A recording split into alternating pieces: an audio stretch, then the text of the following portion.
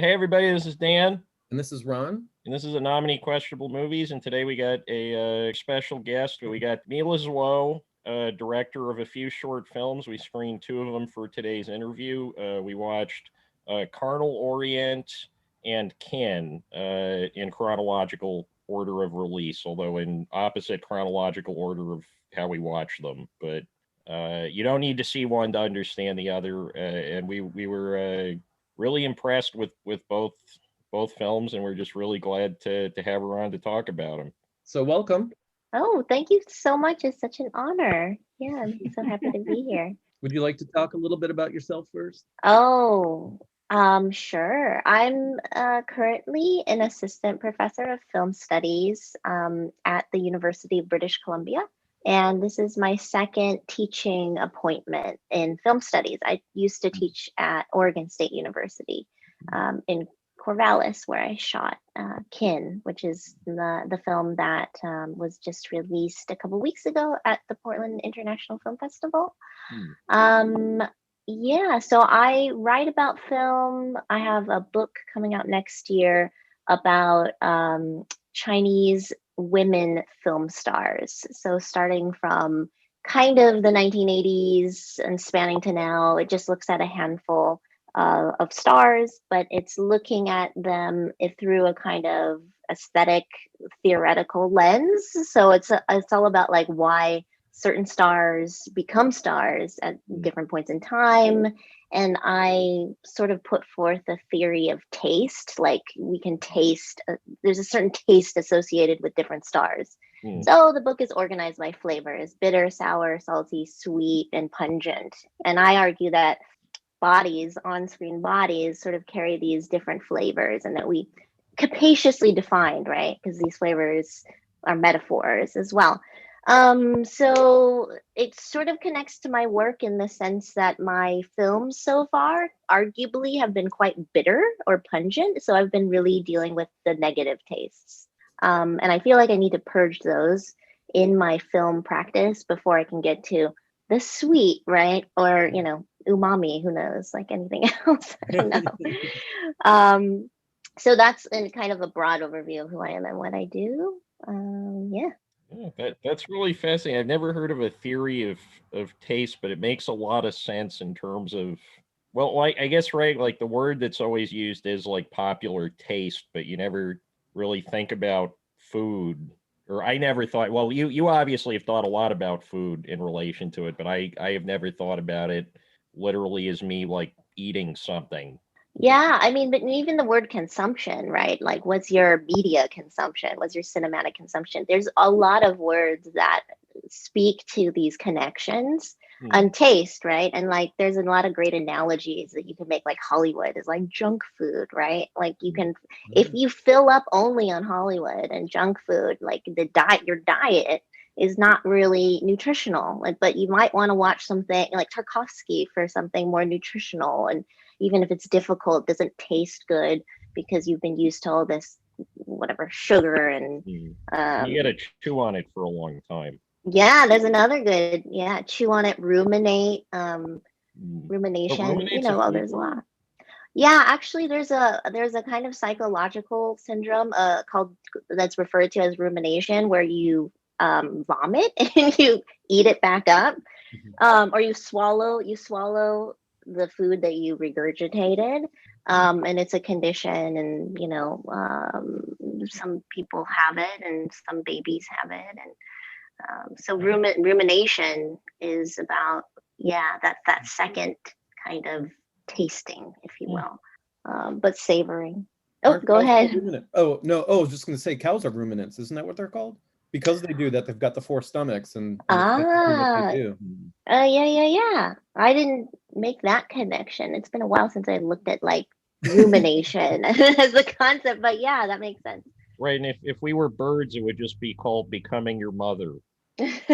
So do you have the next flavor in mind for, you said you're purging Um, yourself of the pungent. So, yeah, the bitter and the pungent. I'm not sure. I think that actually the next one is a feature that seems to continue the kind of bitterness. It's a horror film called Mongoloids. Mm. So it's still dealing with some of the concepts that I'm looking at in terms of like race and fantasy and kind of, desire and how that's linked up with fear. But I think it's a happy ending, I think. So unlike these two that you guys have seen, hopefully it's a bit sweet. Maybe it's bittersweet.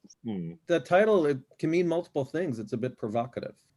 Yeah. Are you speaking to or about Kin or Colonel? No, you just, I'm sorry, we're talking already about a movie that you're planning, not Oh, one that you have, Mongoloids. but Mongoloid, yeah. Mongoloids. Thank you. Yeah. Yeah, it's going to be about like it's an Asian girl coming of age, kind of vampire, really fucked up, weird, queer, all that stuff, all that good stuff. But it's going to be, yeah, I guess there's a kind of sarcastic tone with the word Mongoloids. Like it's supposed to be a recuperation of how that word has been used in a negative way, to refer to, Mongolians, for instance, or non-whites. And it's supposed to be, kind of a punk kind of like reclaiming of the term, hopefully. Yeah, I mean, I don't think Devo. Well, Devo, that was like a new wave reclaiming of the term, but there's that Devo song Mongoloid.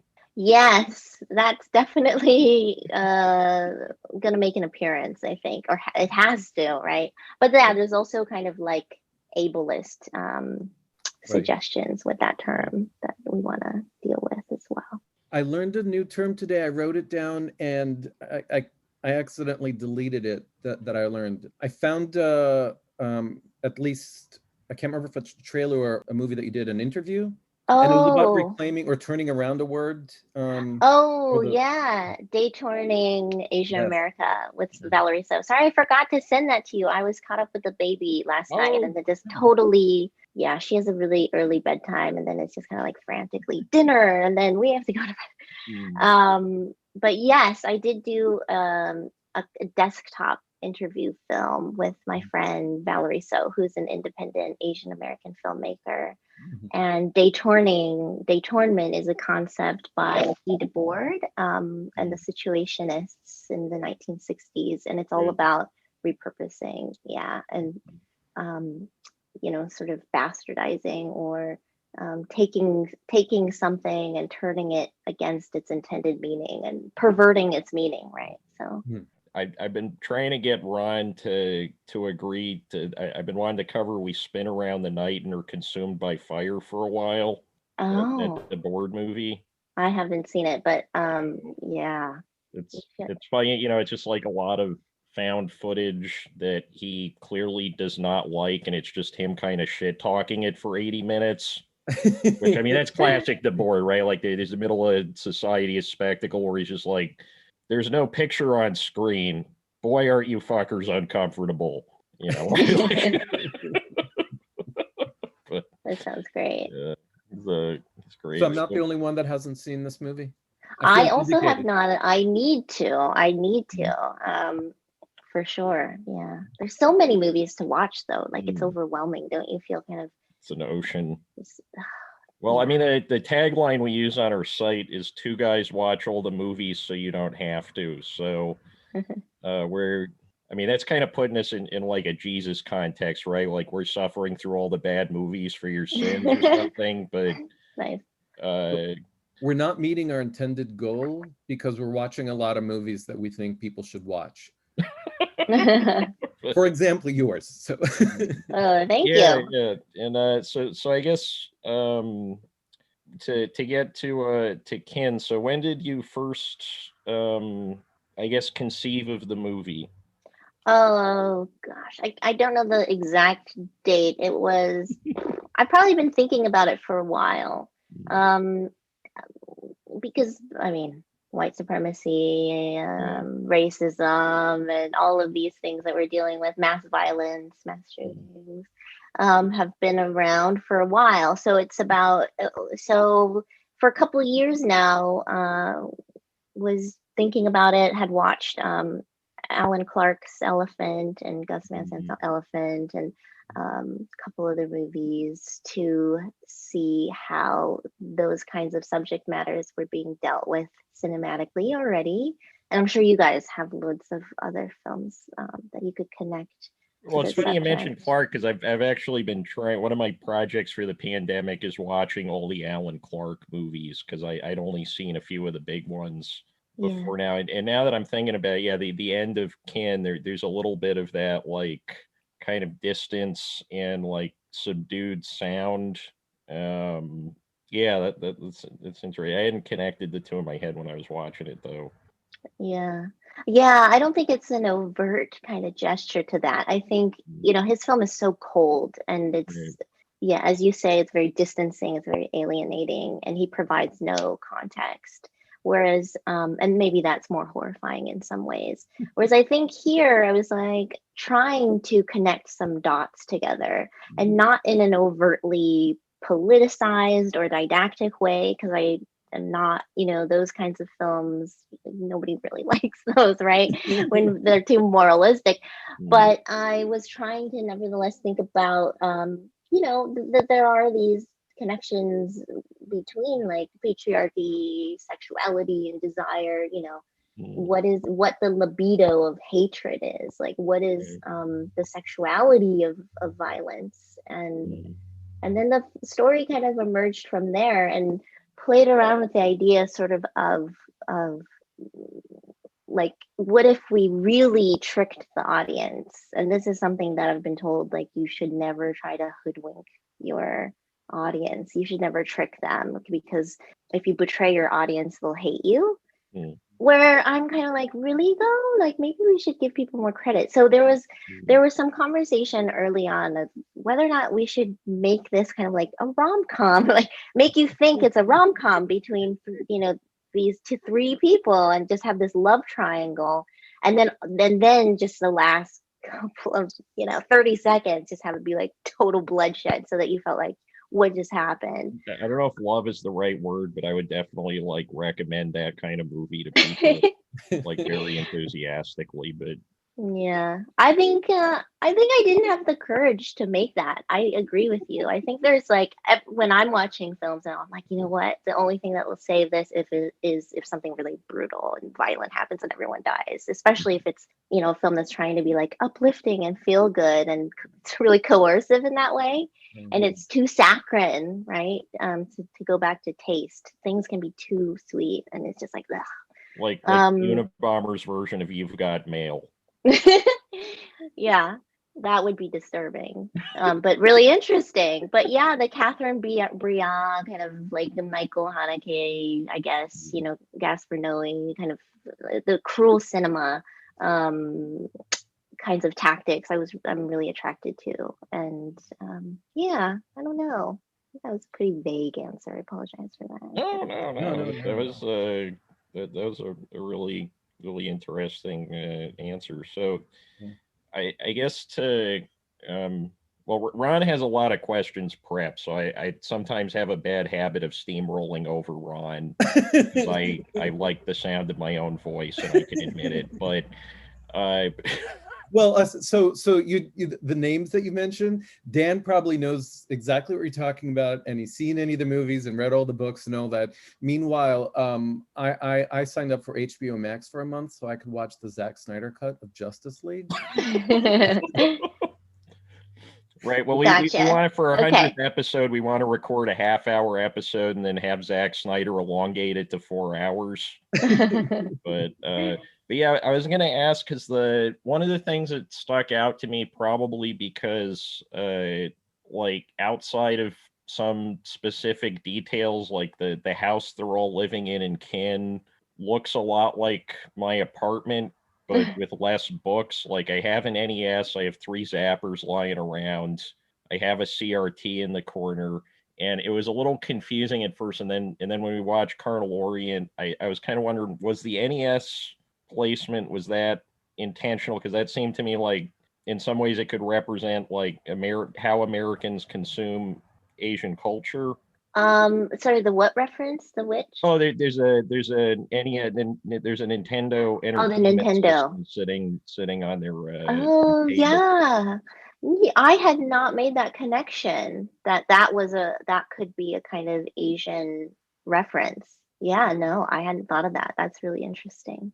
Oh yeah, because like in terms of like Asian, how I perceive my peers, like most of the Asian culture that they're taking in as imports are Yeah. probably video games first, and then anime series. Yeah. And so I was wondering if there were, but I guess there wasn't Mhm. a conscious connection at least. Yeah, no, there's not. But I mean, there is a kind of well, so I appear as this kind of mushroom lady. I'm Asian, so obviously there's that Asian kind of diegetic aspect that you could connect that, because I'm also the recipient of sort of their kind of racial hatred. And Mhm. so they do live in a globalized world where those kinds of, products, objects are there. And they're being consumed in a way that's so kind of like um, appropriative, or it's so kind of like what do I want to say, untethered from the kind of their cultural odor, right? Mhm. That it's just been Americanized. And then but if you see a foreign body, you see an Asian body, you can't, that difference is visible. That can't be sanitized or rendered into some kind of like innocuous electronic product, or and even manga, which is cool, and anime, which is really interesting. And I have a lot of students that love anime. For instance, there's some contention around the characters often looking perhaps Caucasian or Mhm. white, and so it's sort of like, Well, yeah, the whole why? like the big eye style was kind of after the occupation. Tezuka was trying to do like his version of the Disney house style, is the Yeah, story I heard. yeah, I'm not they an were. expert on Osamu Tezuka by any means, but Neither am I, but I think you're right. They were competing with Disney after the war, and it was a deliberate attempt to globalize, or it's a kind of Japanese soft power that was very successful and remains very successful, I think. I remember as a kid watching Star Blazers, and I had no idea that it was actually a Japanese show, Battleship Yamato. Mm, Um, hmm. there was no indication, right? Right, because maybe it would be alienating, or maybe it would be too different if that cultural kind of difference was there, or too visible. Yeah, I don't know. mm. And so what went into making the film? Because the film, like I was blown away by the production value. Like you don't usually see that level of like conscious set design, conscious like in a short film. Like it looks like, and I was remarking to Ron when we finished it, that it seemed like almost a pitch for a longer film. Like I Mhm. which is good because that meant I wanted more. But yeah, it just felt like you seemed very in control of the proceedings, which was not something you necessarily see a whole lot with short films. Thank you. Yeah, well, we got a kickstart from the Oregon Media Arts Fellowship, Mm. and then the rest we were able to crowdfund. But I think the total budget ended up being around 18,000. Mm. So it Oh, was that's not it? too high. Yeah, I think we were just very kind of resourceful and scrappy. And um, the production designer, Saskia Madlener, she did a great job. She was just very savvy with kind of scavenging. And but from the get-go, we talked a lot about the mise en scène and how the house would look, and how it would be cluttered, and what kinds of objects would be in there. And some things we weren't able to fully get across, but I think most of it came across, like this house in ruins, the detritus, and that being part of their psychic world, and reflecting their kind of interiority. It's funny you say house in ruins because that to me it just looked like most of my friends' houses. Minus like the conservative literature piled next to the coffee stand. But I don't know. Maybe I just know a lot of messy people. What you're seeing here is the nice part of the nice part of my apartment. If I turned the laptop around, you see where I shoved all the I shoved all the junk. Oh my gosh. I don't believe it. I mean, your house looks very nice. Both of your places look, well, Dan, Oh, I can't really. yeah. I mean, the other side of mine is I mean, it basically is the back room of a Salvation Army. I just buy and sell old stuff. That's how I make a living. So there's just piles of old magazines and comic books, and I ended up with a bunch of baseball cards. I don't like baseball cards, so I'm trying to get rid of them as fast as possible. But there's just stacks of them now. But So are the shorts intended to be that's the short, that's the movie, or do you have do you have a feature length in mind? Because I like shorts. I actually just learned recently. You see how well I know film history per se, as opposed to watching films. But I was surprised to find out that a lot of people make the shorts in order to create the feature length film. Yeah, for me, this is it. This was not intended to be a feature. Of course, if somebody gave me $1 million, I would do it, right? But this is like an experiment. It's short, it's pungent, and it should hopefully leave you just with everything you need, except for, I guess, the thoughts and the rumination afterwards, to connect some of those dots that I was talking about. But yeah, no feature for Kin, I don't think. Even though I'd love to work with Frank again, I would love to work with Sophie Traub again. And so yeah, and Cameron was great. He just never been in a film before, and I thought he was great. He's the guy with the blonde hair. Yeah, I mean, what did you guys I thought think? the acting was really good. I mean, and honestly, like this episode started out as like a reason to work with Frank again, because we just had such a great time with him on the show the last time he was on, and then we went down the rabbit hole and found these movies. Yeah, so I guess with Carnal Orient, was that a different production process, or was that similar, like a Kickstart thing? And then I guess I'm kind of curious, like how you what your creative process is, because it seems like there's a lot of attention to rooms and spaces that I don't see in a lot of other films. Thank you. Yeah. It was with Carnal, it was all crowdfunded, and it was $5,000, and we shot Wow, over the course of that looked like a lot more than $5,000. Yeah, Thank wow. you. Yeah, I mean, I got really lucky again, of course, but it was always like the visions of the space were really kind of important, and to less is always more, I think. And you can do so much with color, you can do so much with just really simple, a couple plants here and there, right? But to really think about like what is really the big takeaway, like with Carnal, is that mask was just the most central and important thing on the wall. And when it got too elaborate, right, it just looked like a horrible paper mache, and maybe it still looks really kind of amateur in a lot of ways. But when we tried to make I originally wanted to do like a Japanese no mask, but then we just didn't have the artistry for that. So rather than attempt something and then shoot way below that, it's sort of, let's make it monochrome, because then people won't say you don't know how to paint a mask, and that's all I can focus on. So it's just always good to go less, I think. Strip it down to its essential parts so that you can draw on just basic fundamental things, again, like color, really simple movement.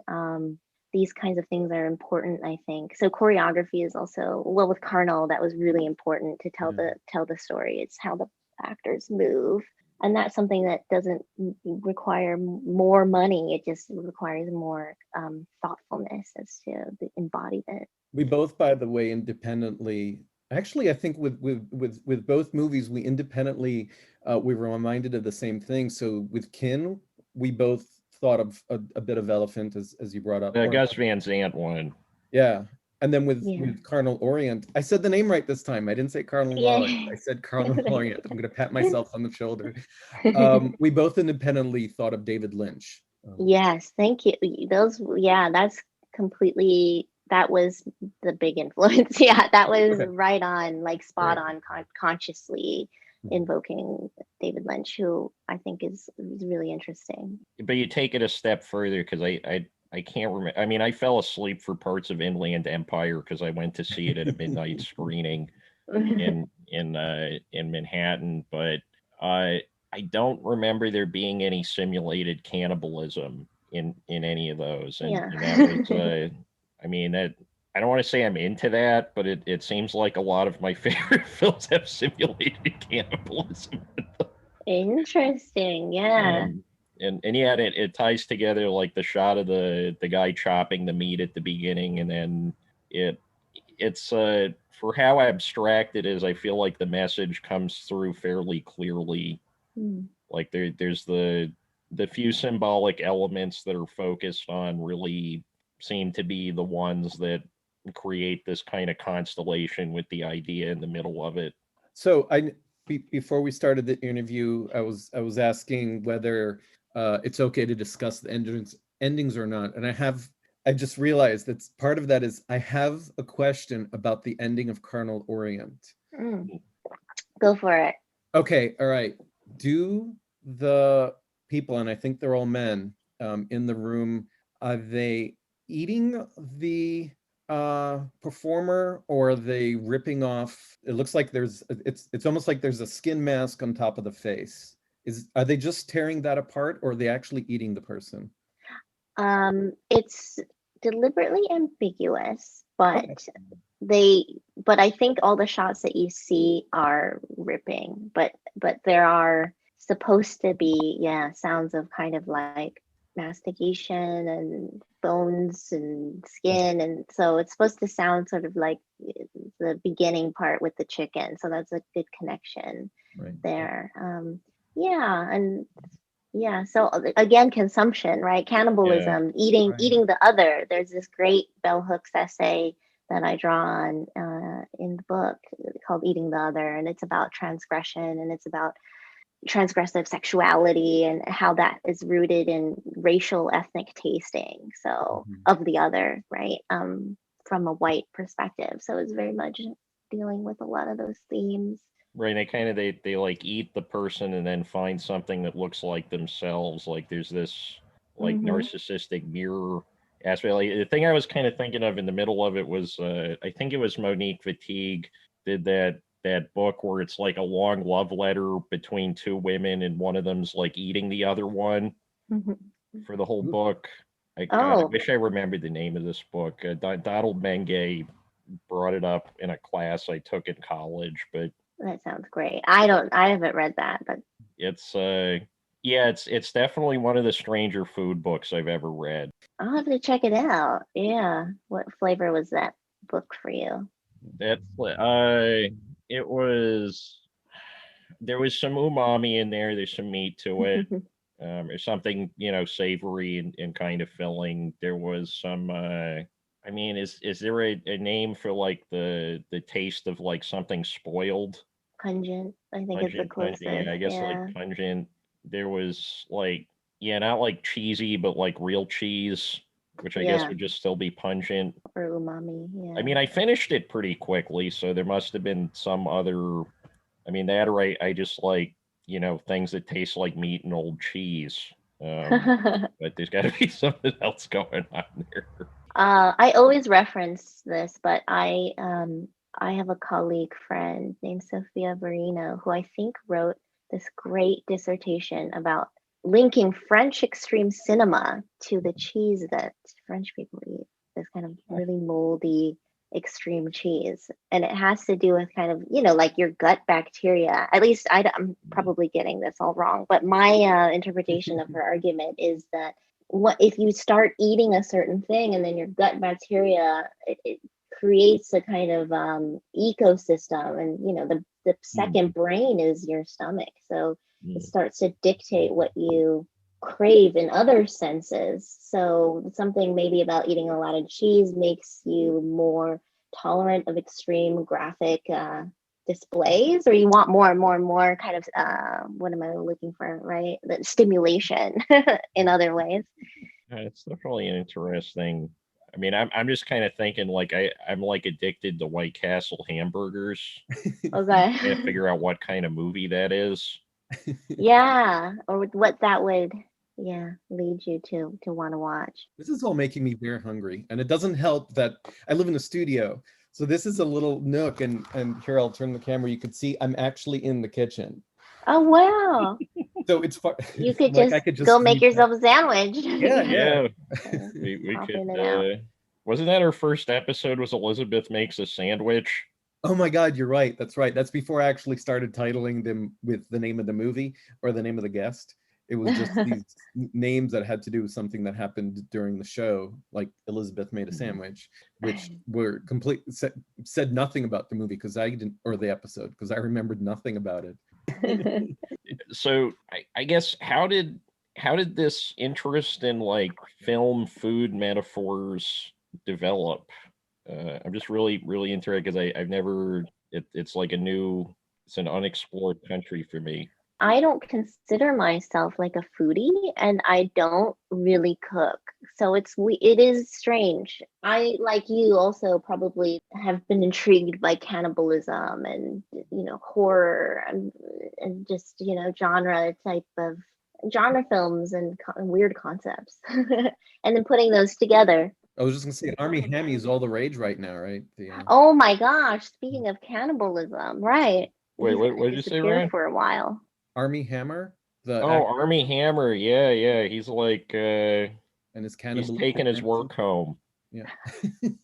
Yeah, I guess it's one of the more interesting metaphors, I guess, for how people change each other. Mm-hmm. For better or worse to me. Like that's a lot of the interest. Also, I just really like the behind the scenes stuff of like when that Hannibal show was on NBC, there was a blog that the food designer was running of how she would make the fake human meat. And I would enjoy that almost more than the show after I watch it. Yeah. Interesting. But yeah, like we consume and digest each other to some extent. Yeah, right. Completely. And I mean, kissing is a form of tasting and all of these intimate acts. And even Kin doesn't really, right? Kin is about intimacy and it's about sexuality and maybe perhaps consuming and changing one another alchemically through these the sexual act. And yeah, no cannibalism, but there's definitely something there metaphorically. Well, I guess Ron, you have all these questions prepared. Am I like, well, why am I like a loading screen right now? No. Well, maybe I should talk about. I did want to talk about like Frank, like connecting us together also, I feel like I sort of like drifted off when I was talking about getting the film off the ground. So I had this weird conceptual idea. And then I was like, who would do a film like this? Who could do justice to it? Because it's not just about creating these villains. It's about humanizing. And this is kind of a very controversial point as well. It's about a certain amount of humanity. Because if, it's the whole Hannah Arendt, the banality of evil. If we cannot hold people responsible as human beings for their actions, then we excuse them. And so which actors can give that kind of depth to where you're not just like, oh, I hate this person, or I can see this is a political project or an ideological project. And I remember that I met Frank at Slam Dance in 2016 when I premiered Carnal, and he was there with Calvin Reeder's film, The Bulb, which is a short film. It's hilarious. Have you guys seen it? It's hilarious. There's a guy that grows a penis on his head, so you should just. Oh, maybe I spoiled that for you guys. There's a head phallus situation in that film. That's really funny. But so Frank had been in this film, and we met, and it's called The Bulb. And I was just like, oh, he's just like he has such depth, and he has such like emotive eyes, and he's so nice, and he's so kind of humble. And I wrote this letter to him explaining the project, and because who wants to play like a white supremacist racist? Not very many people would be willing to, in my opinion, really play these kinds of characters. Maybe I'm wrong about that, but for a lot of people, I think that they would feel that I would taint their overall image or something like that, or it would just be like too complex in a way, right? So I mean, but happily Frank did it, and then agreed to it, and he also brought in Sophie for the project as well, even though they hadn't worked together Mhm. before. And she's amazing. Have you seen Thou Wast Mild and Lovely?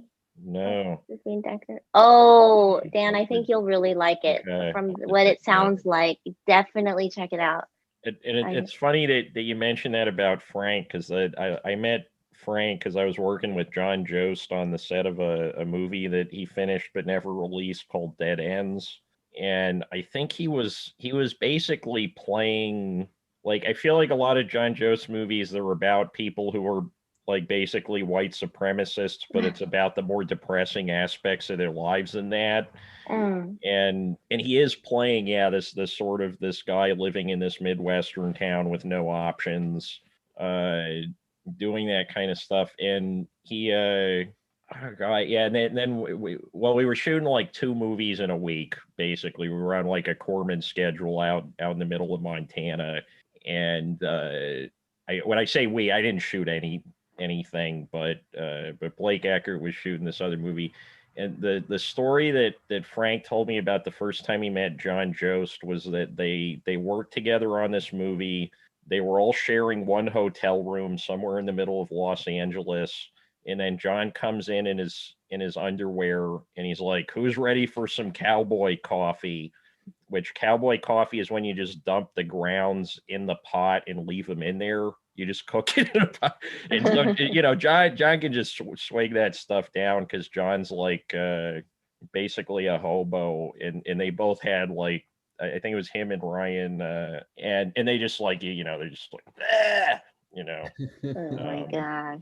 But he was down to work with them again after the cowboy coffee. So Maybe that was a rite of passage somehow. I think John likes trolling people. Just a little bit. Funny. Frank's the best. I mean, he's just like, I mean, it seems he like go he'd on be and a on great guy to about have on how set great. because he's like a total morale booster. He would have been Mhm. like a great HR guy, I think. Yeah, he's got such positive energy, and he's also so brilliant, and his the films he's directed as well are just complicated and tender and poignant and elusive. I wanted to teach a short film that he directed, Parthenon, to my grad students last year, and then the pandemic happened and changed everything up, but I'm still hoping to do that at some Well, point. if Yeah.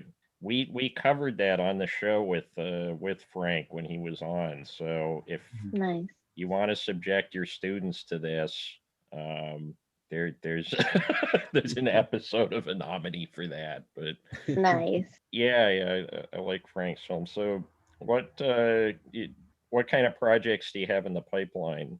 Or well, you mentioned you have the book coming. I mean, a book and a yeah, book seems like a lot to chew on at any given point. But is there anything besides the book?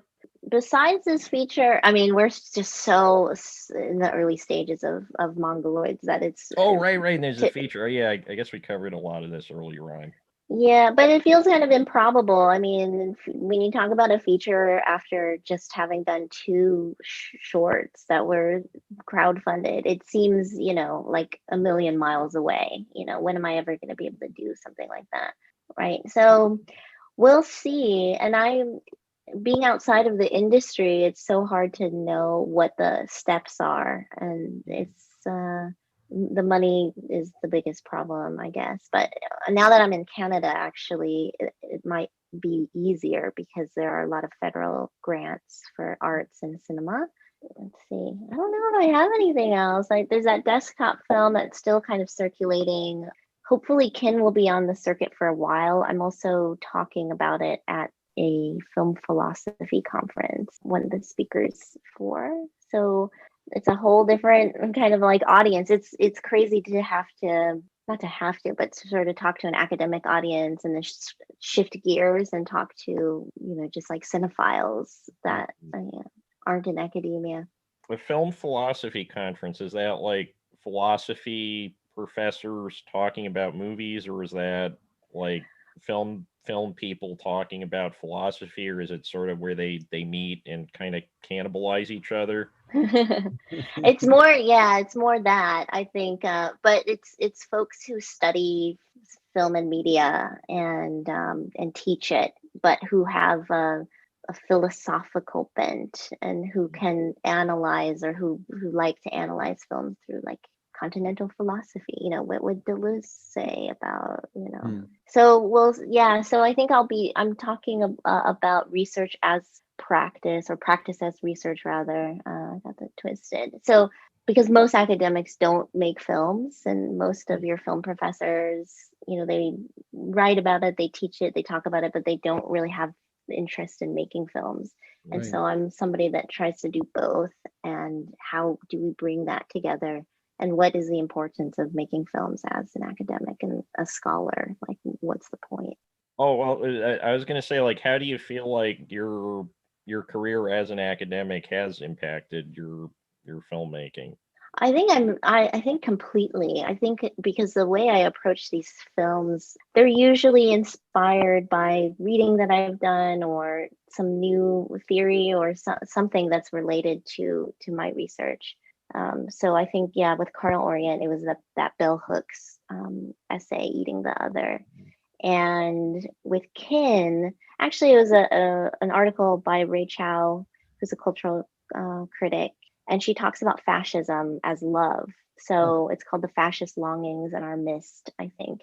And she's like, do you think fascists sit there and they're just like filled with hatred?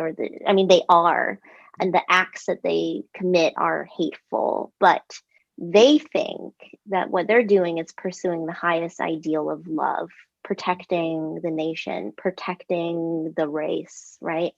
And so to understand fascistic impulse as a diluted form of love got me to thinking then about, well, what if we make, we take this cliche of a love triangle, and we're talking about love here and sex, but really, that's the surface crime is this kind of like thwarted love triangle, that Cameron gets left out, that these two characters are precluding him, but also luring him into their sexual entanglement.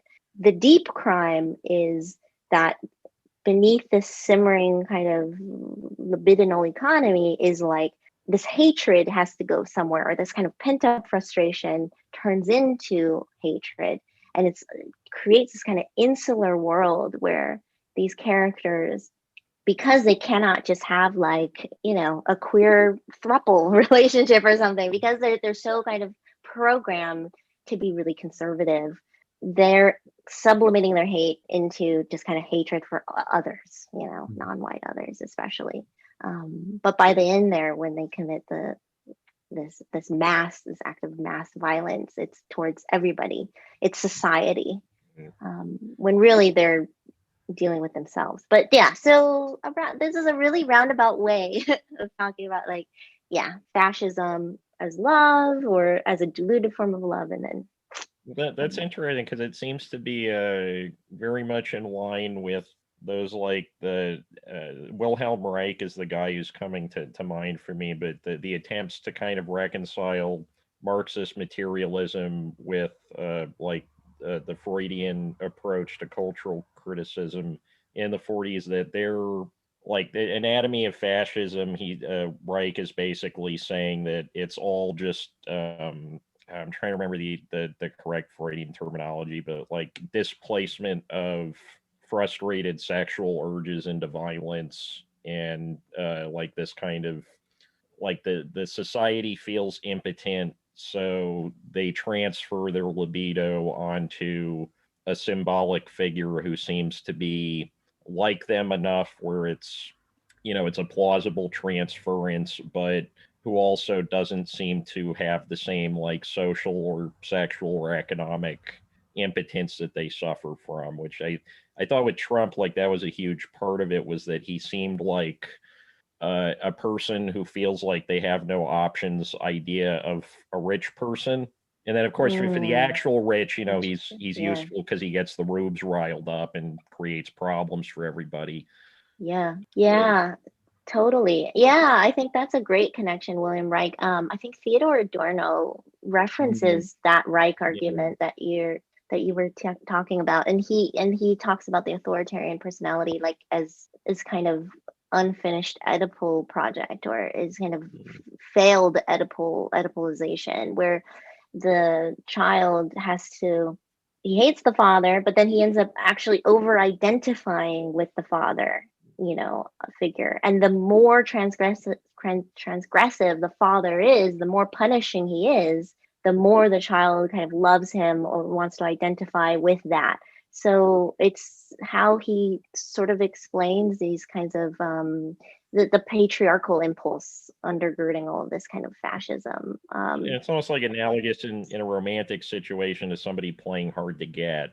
Like the more distant the father, or well, I guess the father in this situation is, the more, yeah, I guess the more the person would want the approval of the, you know, probably dead or distant father in some kind of metaphorical sense.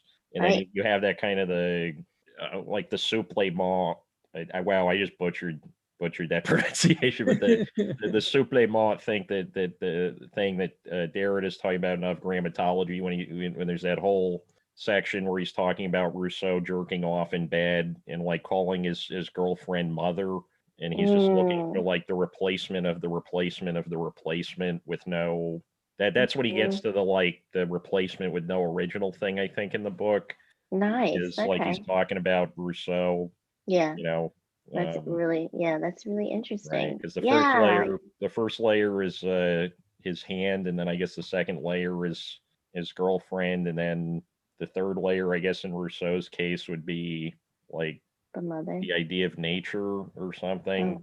Right. Well, I guess because the idea is he never actually gets to his real mother for, you know, reasons of, well, I guess I'm not Jean-Jacques Rousseau, so I shouldn't be, you know, putting words in his mouth, but you know. That's interesting. Yeah. Hmm. Yeah, and I think that the explanation of Trump is really, you know, is really compelling. I think that when people were like, no, you know, people are going to get disillusioned from him when he just crosses that line, as if there was some kind of line. And I was like, no, if anything, like the worse he behaves, the more people are cathected to that. You know, that's how this process works, is for whatever reason there's something in the development that you know, where if you are punished by the father and then you over identify with the father, you're going to seek the punishing father, because that process has never really been resolved, or if it hasn't been really resolved. And I think the bringing up the father thing's really interesting because the transgression element, I think from a child's perspective, that would look like some kind of display of like the ability to project power or protect the child. Like I was rewatching The Sopranos a while ago, and that seems to be why like all the people that are around Tony Soprano domestically stay around him. And they even have like there's a metaphor where what is it? A psychiatrist has this dream about this like angry bear attacking somebody, and she realizes that's Tony Soprano. Yeah, and I think like the thing you're saying about the transgressions making him, I don't want to say relatable's not the right word, because a person doesn't want to relate to their father. I think like in the sense that relation is usually used in popular discourse of just sort of, I mean, I guess like relation popular discourse, it's usually used as a phrase for like displacement of the self into a fictional character or a pop cultural projection. It magnetizes them or something. Yeah, I hear what you're saying. Yeah, so I mean, in a way, I think Frank's character in Kin is the stern father, and it's he's supposed to be punishing and cruel, but the more he is, the closer they get, right? The more tight knit that bond becomes. Scary stuff. So that's why our log line is kind of like, you know, we've gone through so many different log lines and synopses and all that. But and then finally I think we landed on something like Kin is about the libido of hatred and the psychosis of white supremacy, something. This is, you know, Trump's America. Yeah, and it's definitely, it's got to be a sector, because like all the states that they release those like statistics every year of what pornography terms are searched the most in different states in the United States. In the states where Trump won by a landslide, like the most common thing searched for is always interracial pornography. Wow. Really? And I always thought that Wow. was an interesting. I mean, like it's not the kind of thing where you can come up with like a scientific, concrete connection. I don't think, but it's something to chew on, I guess. And on It's that note, it's noteworthy. Passover. Ron, Yeah. have you called your dad? My dad passed away 6 years ago. Oh, okay. Um, That got awkward. But I'm sorry, I cut you. You were about to No, say. say my mom sent me. Usually, I call my mom on Saturday mornings, and also when there's holidays. And she actually texted me this morning. She lives in Israel, so there's a 7-hour time difference. And she texted me saying that she's going to my cousin's place early, so she won't be able to talk to me. So we texted Happy Passover. Okay. So we got that far. Yeah. And I ate the matzo ball. Actually, I'm glad I ate before this because we had talked so much about food. I ate my matzo ball before we started. Did you make it yourself or did you get it? The only things I make myself are the lean cuisine meals that I put in the microwave for 2 minutes and 45 seconds. No, I ordered in matzo ball soup. Oh, nice. Sounds really good. It was really good. I do have to say it was worth it. So I'm a little embarrassed to say that I had DoorDash deliver some matzo ball soup, but I certainly Nothing to be embarrassed about. Okay, all right. So it's a pandemic. That's I why. mean, they don't mention whether or not they had food delivery in the desert in the Bible. Sure, they had manna. Yeah, that's true. Yeah, they had a. But Well, yeah, happy Passover, everyone. So. But you were about to say something before I made my misfiring joke about Ron's dad. No, oh yeah, I think we were talking about, well, I was gonna say, I think that desire and fear are very much linked. Because we were talking about the interracial porn being the most searched for in those kinds of states. I think that the fear, there's a huge population in the US and it's really scary, which is why I'm a little bit wary about returning sometimes. My family's there, but there's the more isolated kinds of communities, the more these types of folks are not exposed to difference and not exposed to people of color. Right. The more they fear, but also perversely, I think the more they desire. And I think those are interlinked. And that's runs through, I think, both of the films is those blurry kinds of edges, which is also why I think I like David Lynch, because he deals with that concept. Oh yeah, like the father, like the displaced or kind of bifurcated father thing is all over those movies. Well, okay, so this is very much currently in the news, but we take directly what's out of KIN and some of what's in Carnal Orient, but we just had a massacre in Atlanta, targeting specifically Asian women. What are your thoughts and feelings about that?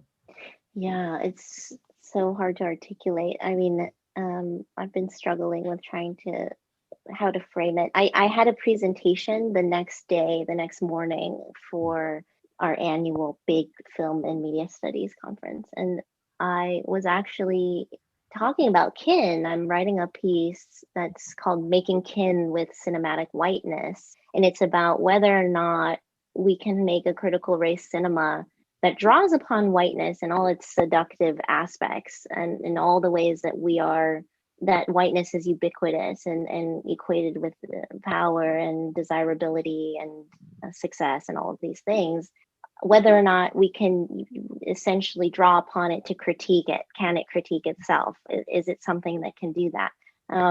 But I also in that piece talk about anger, and Audre Lorde has this great essay called The Uses of Anger that I always talk about. And she says anger loads your body with information, and not to discount it, and how it's different from hatred. Hatred is destructive, but anger seeks connection. And so yeah, I presented this piece. It was weirdly cathartic, but the end of it was like, hold on to your anger and try to think outside of the confines of civility. In other words, don't just be silent, don't just be passive, don't just accept the way things are. but make radical change through anger. And I think for me, I was just so pissed off. My immediate feeling upon hearing the Atlanta news was just like, I can't, fuck. Like this has gone on too fucking long. Nobody talks about it. There's all this anti-Asian racism because of the pandemic, but specifically because of what Trump said, in the glib kind of irresponsible way that he does. And it's also trying to negotiate, how do we talk about anti-Asian violence when there are so many other, maybe not so many other, but there's a lot of urgent things happening, right? Like Black Lives Matter. So it's about thinking about solidarity. It's about thinking about allyship with Black and Indigenous peoples as well, and not to compete for like who's being the most victimized, right? Right. So I'm still confounded about it, and I think it, on one level, I'm like, I wonder if it's tacky to say, like, my films have been kind of dealing with these subject matters, and can we use film to talk about or to address or to feel cathartic about some of these issues? Because I don't want to, that feels exploitative in one sense. They seem maybe. like, they both seemed very relevant. I was potentially, when I was kind of going through drafts of how to do the intro in my head earlier this morning, I was like, one of the original things I came up with were movies that have only become more relevant with time, unfortunately, or something like that. I didn't finish the draft. Yeah. So I can say that it would have been phrased much more gracefully, but probably wouldn't have been. But yeah, I feel like you're kind of hitting on one of the great kind of tactical crises of the left. And when Occupy Wall Street was going on, I was running the info table at the front of the park the whole time, and a lot of the internal division within the park, and in discussions we had after the park was shut down, came down to people trying to keep everybody together because our power was in numbers, versus people who saw this sudden attention being paid to the left as sort of a real estate to be claimed for one cause or one, it is like this idea that justice is a zero-sum game, and if you don't grab it away from the other people, you're never going to get it for yourself. And I think that's still kind of I guess like intersectionality was a good step towards figuring out some kind of language to talk about that without it seeming like a competition for attention. But I don't think that project is necessarily, it's definitely not a finished project by any means. For what it's worth, oh, sorry, go ahead. No, go ahead, Ron. Oh, I was just gonna say, for what it's worth, I don't think it's tacky at all. So, thank you. I mean, I'm okay. I'm gonna read a tweet that you wrote. I know we just followed each other on Twitter, so you could see. Okay. Oh no, I'm not gonna be embarrassed. No, I think this is great, and I think so. This was on January 7th. Dear film festival programmers, would now be a good time to program my short film about white supremacy or ? And it was January 7th, so I'm guessing it was a direct response to the insurrection. Yes. You made this movie, and now you're saying, "Hey, look, this shit's real." And yeah. And now we're almost giving me an idea for a movie like you were saying, a rom-com with a bunch of blood at the end, and now I'm thinking like Keystone Cops silent movie with just a bunch of blood at the end. I mean, although like you could probably put that together from the Capitol riot footage, because it was funny. I was editing because I recorded with Alex. I recorded the episode of the other, like the side podcast, the day after that. And then I didn't get around to editing it for 2 months. And from the news footage, it seemed very comical, and it was really interesting to go back to my initial response, because it seemed like you got these people who've been screaming for a wall for 4 years, scaling a wall. That's their big, victory. It just seemed like it seemed like when the angry mob assembles at the end of an episode of South Park or something. Because you know, we didn't see the carnage from the inside, we didn't see the violence, so we're just sort of seeing a lot of people with misspelled signs climbing up a wall. Yeah, yeah. So that was in response to the insurrection. I think there's been something said about like the way that that's been covered in a kind of comedic or just kind of downplaying the seriousness, because it was kind of silly and absurd as well, and it's something we can and perhaps should laugh at. But there's this violent core, there's these violent impulses at its center. Like they wanted to overthrow the government, and I think what's more problematic, or what's been frustrating for me, is that I don't actually think Kin is like a marketable film. Like I don't think film festival programmers can say, I really love a film about white supremacy. There's something problematic, right, at the core of making a film that is not about anti-heroes that are ultimately likable. It's just about kind of villainous people. But again, they're still human beings. So I think my guess is that for film festivals, it's something like Kin. They're probably like, who's going to want to watch this right now? We're just mired in misery, right? Mm-hmm. We're still in a pandemic, and we're still recovering from the last presidential whatever.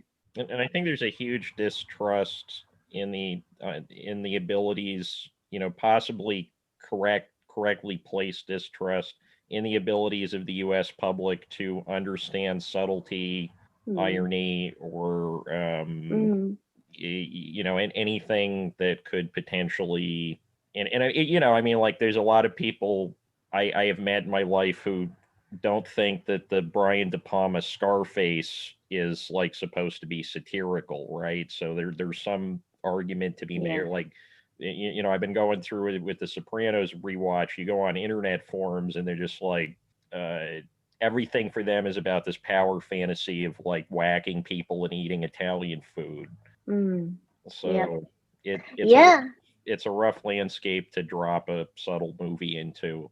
I think so. I think you're right. And it's not a feel good, it's a feel bad film. And even the feel bad films that we like, there's some kind of cathartic thing. Or, and I was saying this at the conference, I think cinema is ultimately, for most people, like a sympathy device. It's like we have this assumption that we're supposed to sympathize, we're supposed to empathize, we're supposed to like these characters. And I don't know if that needs to always be the case with these, you know, I want to make like asocial films. I want to make, and here I'm going to reference this filmmaker who I just discovered programming for Slam Dance this past year. Skinner Myers made a film called The Sleeping Negro, and I had interviewed him. And his film is like, he's like, I want to make antagonistic cinema, and he's doing a kind of new critical race cinema as well. And I was like, I really like that concept. And we got along well because we were both trying to make films that kind of grate people or disturb or unsettle, to get them to think, rather than just to, you know, lull them into a kind of complacency. And I love films that are stupid too. And I find myself binging the worst and most embarrassing stuff. Like hate watching Emily in Paris while I do the dishes or something. Well, we hate watching through all of Degrassi. That's oh my gosh! Sent me that link last night. Yeah. I was like, okay, I can watch this as soon as we finish Degrassi Club. And so okay, so you weren't joking about that. No. Every week, every Friday night.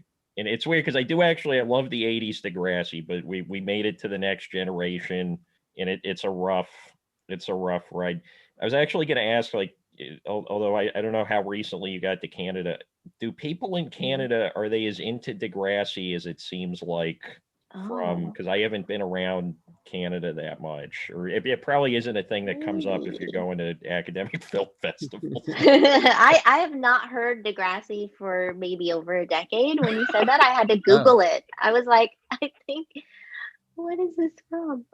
But it was from the 80s. Yeah, the original series was the 80s. Yeah. And then there's a reboot. Yeah, and then the reboot is where we're in the the first reboot, right? as Zizek, I think, put it, we're trapped in the desert of the reboot. But there's definitely a lot of hate watching going on.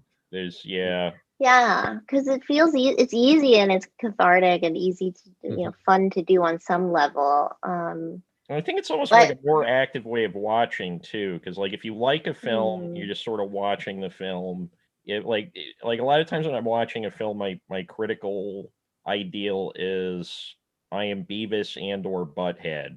I have no sentimentality. I have no attachment to anything. I am just sort of coming at the film, which of course probably for the better. I am neither Beavis nor Butthead, but right. I get that for sure. Actually, I'm just thinking about this. I live alone, and certainly, during the pandemic, I've definitely been on my own, and I've probably watched. I watch a lot of mediocre comedies, and stuff like that, when I'm on my own. But I don't want to. And when you're with me, you watch Degrassi. And when I'm with you, I watch Degrassi. Right. I hate watch. I don't quite hate watch. Somehow we ended up. Well, I'll say I don't hate watch on my own. I just sort of like I need something that's kind of mediocre and kind of easy to digest and all that. But if to watch the heavy stuff, I need someone else around. So like the serious dramas or your movies. I don't think I could have watched them on my own. I watched them with Dan. Like we got online and we said 3, 2, 1, go, so that we're both watching at the exact same moment. And I think with like mediocre romantic comedy, that's sort of like how like a dog or a cow will chew grass to help like digest whatever else is in their stomach. Yeah, that's interesting. It's all coming back to food. Yeah, we're doing a really good job, I think, linking all of these things together. Like a sausage. We just linked Degrassi to KIN. That's pretty impressive. But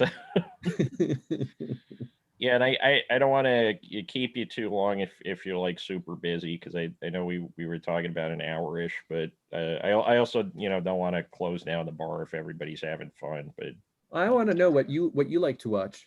What's your favorite movie? Oh, me? Yeah. Sorry, I keep being stupid being on Zoom, like, because I never know who's talking to who. No, that's fine. I'm doing the same thing, so.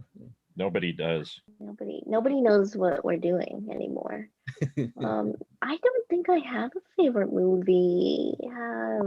I think I have I hope that I have a very diverse palette, and that I like to change things up, but truth be told, so my partner and I alternate film nights, like film choosings.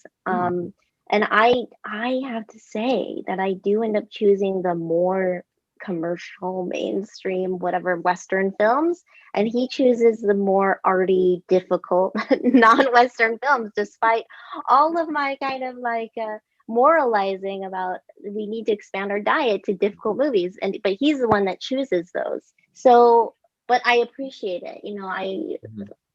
I can only say that recently, let me think of what I've seen. There's a great Indian film called Pebbles that I think won something at Rotterdam, which was fantastic, really smart. It's hard sometimes also to get into that low budget aesthetic for a lot of people. And they're like, the instant they see something kind of shaky and not in high def, they're like, it turns them off. And that has to be kind of trained out of you.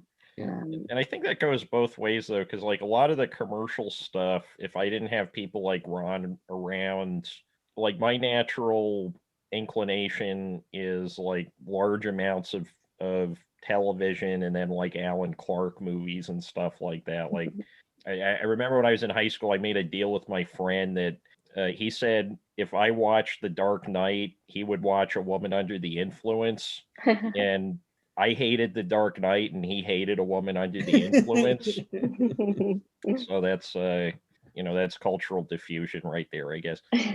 I was gonna say actually about your earlier point about films humanizing people who the director doesn't necessarily like that's a thing that really impresses me in a film, because I can count like countless films where the film works because the director has a sense of empathy for the characters, and I can count on one hand the number of times I've seen a film where it's clear that the director just hates the characters and it doesn't come across as like masturbatory.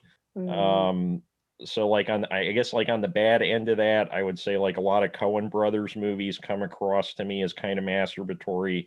On the other end of that, you've got like not Le Petit Soldat, the Carabineers by Jean-Luc Godard, where it's these like French peasants, they're coming back from the war, and it's just like it's Godard hate watching his own movie, but the morality of the film, I guess, is in the right place, so it doesn't feel like he's just sort of setting up clay targets so he can shit on them, you know, like.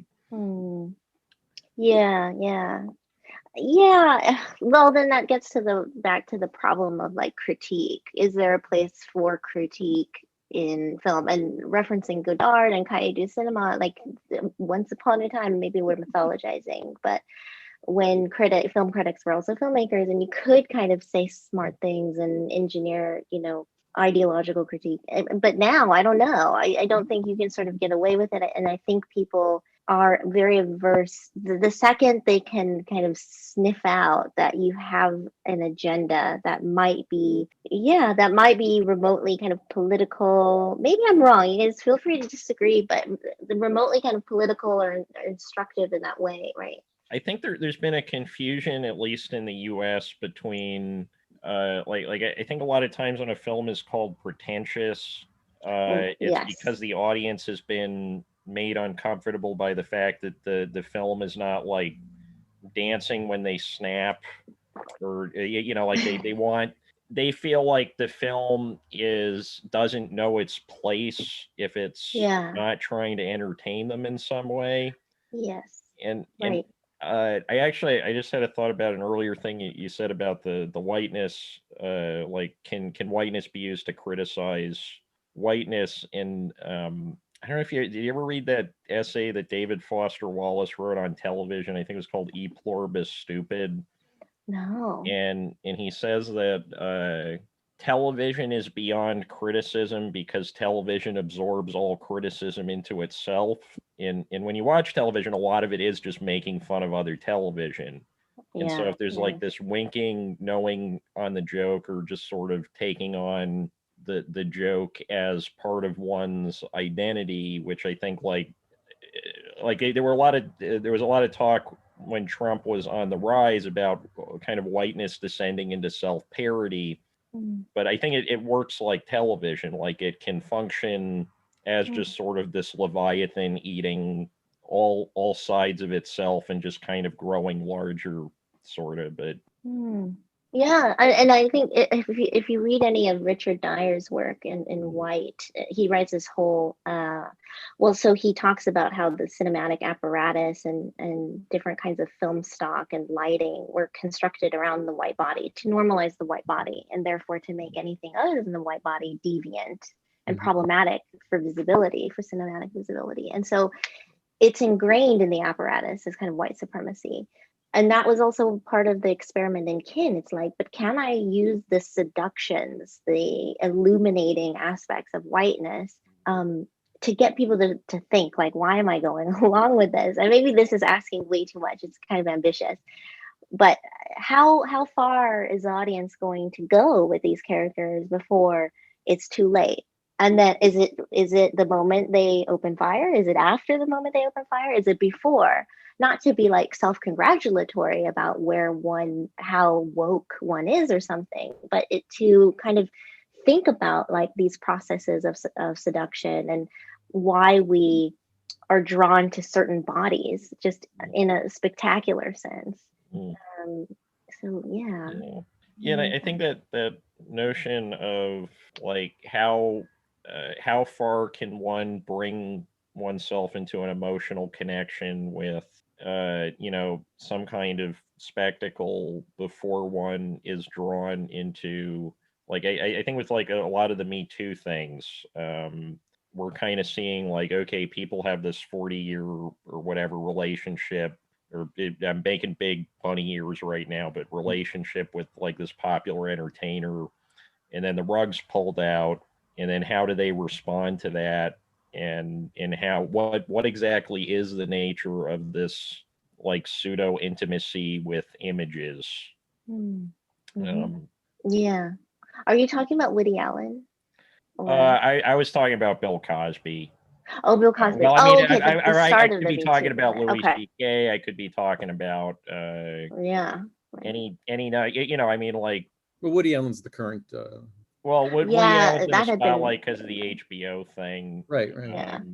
Although there's also like there's the race element to the Woody Allen thing where the two two Yeah. non-white children made pretty serious allegations of child abuse against Mia Farrow that I have not finished the HBO thing, but at least the part of the HBO thing I have watched does not engage with that at all.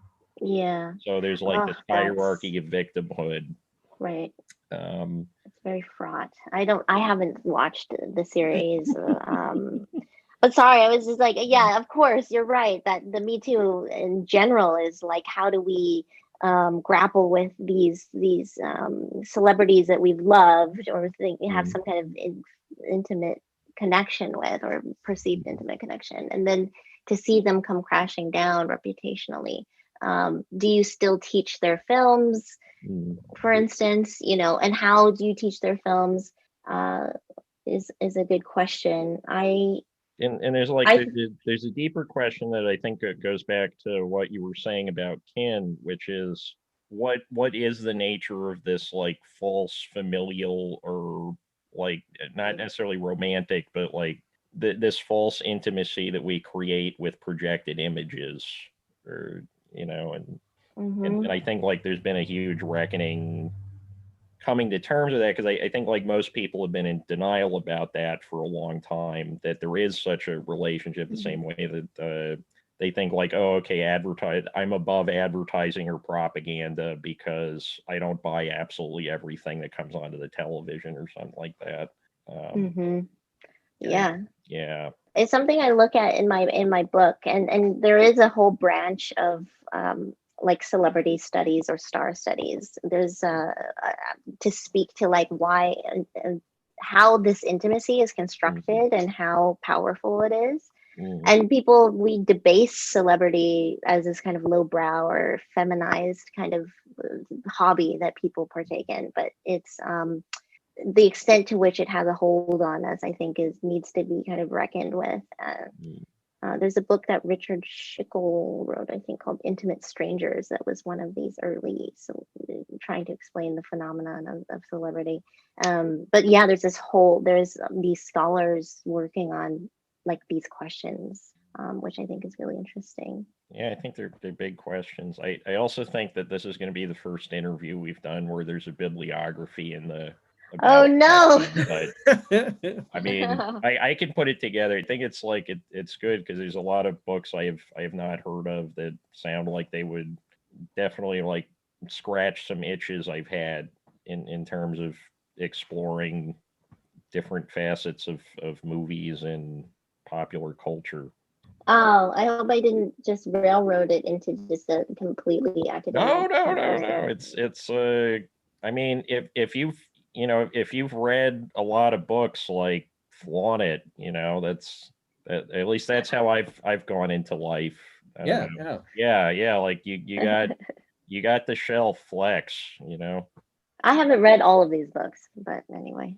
Oh, that makes me feel a little better. I was gonna say I used to have we counted. I used to have 1,000 books. Most of them that I hadn't read, I'd go to the bookstore and say, "Oh, this looks interesting. I want to read this," and then it'd sit on my shelf, and you could open it and you crack the spine. So they're in great shape. I ended up donating most of them. I kept 100 that I'd either read at some point that they meant something. I want to keep them, or some that I say, okay, I know these I'm definitely going to read, but. So I feel a little like, oh, good, you haven't read all of them. I feel better now. They take up a lot of space as well. So I've been trying to go digital and just get like ebooks, but it's not as pleasurable as holding a book in your hand. I discovered the library a few years ago, so that. Oh yeah, the library used to get like, because I like taking notes in the margins. And like, I mean, you had my copy of Perfect Lives, like you saw it. How much I'm sort of like like when I'm reading a book, I'm like that guy screaming in the back of the movie theater that everybody wants to shut up. Uh-huh. You know, I'm just like heckling the book. I'm averse to writing in books. And I think part of it is when I grew up, we were, now I'm atheist, but when I grew up, we were somewhat religious. And one of the things was that you're not allowed to write in the Bible. It was sacrilegious to do. And that Oh sort of man, ended up. don't take a look at my Bible. Yeah. My Bible is, I bought it for the margins. But for me, that extended to all books, because it was sort of like, what's one book of these? All these books are the same. So there's that little. Most of my religious aspects, those have gone by the wayside. Although I still have some religious texts that are just, I don't know, there for cultural reasons. But I still have. Wow, I never thought of that. I still have the sense that somehow writing in a book is sacrilegious. See, for me, it's like this thrilling act of transgression. It's sort of like I'm like putting the book in its place. Maybe not putting the book in it. Maybe that's not the right phrasing, but like it's establishing me on a footing where the book does not have some kind of supernatural power over me, because there's, because I'm outnumbered. Even like a small book, there's 8,000 copies of that book, and there's only one of me. So I got to go in. It's like shanking somebody in the yard the first day you go to prison or something. I'm really overselling this. I'm it's just me with a golf pencil sitting by myself at the picnic table, and I'm not like making it sound like an episode of Oz or something. But Wait, Dan, does this mean I have permission to write in your book? yeah, go for it. I wrote in my copy I wrote in your copy of my book. No, that's a little different. Writing a what do you call it? An inscription. Writing an inscription is I don't know. That feels a little different somehow. Yeah, I didn't. So what else? You're more than welcome to. I mean, should people write or not write in your book that's coming out? Definitely feel free to write in the book. Yeah, I like that feeling of having a conversation with the author, with the text. So yeah, do whatever you want. Once it is in your hands, like, the reader should do whatever, appropriate it. I like that. That's sort of my philosophy about writing in general. I'll say, hey, you wrote this great thing and it's yours, but as soon as it leaves your hands, it's the audience, it's the readers. It's no longer yours. Well, do you have any final thoughts? Any last things you want to share? No, I think we covered a lot, maybe too much, but yeah, this was really fun. And thanks for having me on. Thanks for coming on. So I guess we'll do the sign off now. I just one last thing. I'm glad you've got another project in the work that you're thinking of, because I want to see it. So. I want more. I want more to devour. Back to the food stuff. More food. So this has been Anomaly Questionable Movies. I'm still Dan. And I'm still Ron. And our guest today has been Mila Zuo. You can where can they find you, Mila? Lurking around in Vancouver. But like where can they find your films? So Carnal Orient is distributed by Alter Online. Just Google it. I think it's on YouTube and their website as well. And then KIN I'm not allowed to announce the next festival, but we have an East Coast premiere in June coming up that we're really excited about. It's creeping up on a city near you. So keep an eye out. And I think it's geo-blocked. Yeah, cool. So we'll see you at the movies. Yeah, thanks a lot for coming on. Thanks so much for having me.